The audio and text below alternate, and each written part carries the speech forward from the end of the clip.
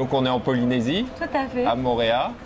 Ça fait plusieurs années que tu es ici Ouais. pour t'occuper de ce centre. L'association Te Manao Te Moana, qui signifie l'esprit de l'océan.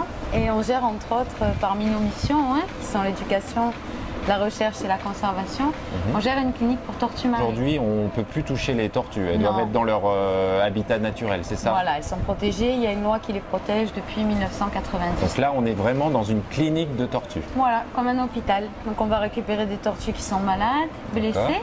On va les soigner et quand elles vont mieux, on les relâche. Bon, tu peux nous faire visiter, Vi? Oui, on va aller voir la parti. clinique. Les tortues qui arrivent, on va dire qu'elles sont assez malades, en soins, donc elles peuvent avoir été fléchées, avoir un problème de flottabilité.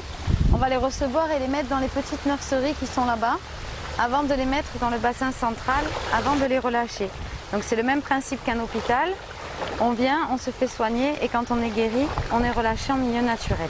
Le pensionnaire qu'on relâchera jamais, c'est la tortue imbriquée qui est tout là-bas dans le coin, qui s'appelle Tortilla. Et elle, en fait, elle est incapable de se nourrir toute seule et d'aller sous l'eau. Donc on la gardera toute sa vie ici. Ça nous est arrivé bon nombre de fois, on va dire 7 ou 8 fois, d'avoir des tortues qui avaient ingéré des bouts de plastique. Donc qui étaient mortes de ça. Et on l'a vu qu'au moment de l'autopsie, en fait, ça leur lacère l'estomac. Et on reçoit des classes scolaires, durant 1h30 ou 2h30, suivant le niveau. On leur donne plein d'informations sur les cétacés de Polynésie, enfin les mammifères, soit sur les tortues marines, soit sur les récifs coralliens. Après, on les fait participer à des petits ateliers. Oui, alors on voit ça, donc c'est des jeux, donc c'est bien, c'est apprendre en s'amusant. C'est ça, il faut que ça reste toujours ludique. Donc c'est vrai que les enfants venant ici, c'est déjà une sortie ludique. Ensuite, on les fait jouer à plein de jeux. Et après, on revoit ces mêmes choses quand on visite la clinique des tortues. On a des écoles qui viennent, donc on va dire à peu près 6000 enfants par an.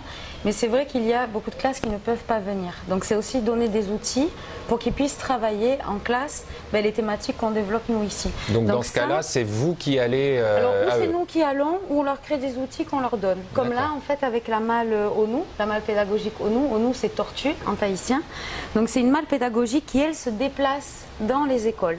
Donc elle contient une trentaine de supports, comme tu peux voir un peu ici. Donc il y a un guide enseignant, tu as des plateaux de jeux qui sont là, donc des vignettes aimantées repositionnées à la bonne place. Ça, c'est un jeu de protection de l'environnement. Là, tu as le tour de Moorea pour apprendre le cycle de vie d'une tortue marine. Des jeux comme là avec des balles de ping-pong pour montrer la survie des tortues marines. Puisqu'en milieu naturel, il n'y a qu'un pour 1000 de taux de survie. Sur 150 œufs, il n'y a une seule petite tortue qui va atteindre l'âge adulte et qui va pouvoir à son tour se reproduire.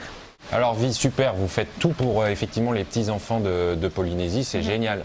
Et vous pensez aux autres enfants aussi un peu? Oui, on pense aux autres enfants et on pense à nos petits Polynésiens aussi. Donc ce qu'on appelle faire le lien entre France et ici. Donc on essaye aussi tout au long de l'année de faire des partenariats entre écoles de métropole ou de Madagascar ou de la Réunion avec une classe de Polynésie. Super. Donc on leur permet de s'échanger tout au long de l'année à raison de 4, 5 ou 6 fois, orientés sur la protection de l'environnement marin. Et on termine à chaque fois, à la fin de l'année, par une visioconférence des enfants qui vont échanger sur leur culture, alors ou avec des danses tahitiennes, ou leur donner des recettes de cuisine, ou leur montrer la manière eux, de préserver leur île sur Moorea. Génial. Ouais. C'est les prémices des jeux écologiques, tout ça. C'est ça, voilà, on va dire qu'on a initié. Super. Bon, alors Vi, c'est extraordinaire ce que tu fais, les jeux pour les enfants, pour pouvoir les éduquer sur les tortues, c'est vraiment génial. Alors moi, j'ai qu'une seule question maintenant, c'est de savoir si Vi, tu seras présente pour les premiers jeux écologiques qui auront lieu en 2013, donc pour les enfants, pour les sensibiliser à l'environnement. Comme tu es une ange gardien de la planète, maintenant on compte sur toi. C'est génial, on sent que tu es passionnée par les tortues. Et puis hormis ça, vu que tu es une créatrice hors pair, j'espère que tu vas nous aider à créer également des jeux pour les jeux écologiques. Bien sûr, avec plaisir.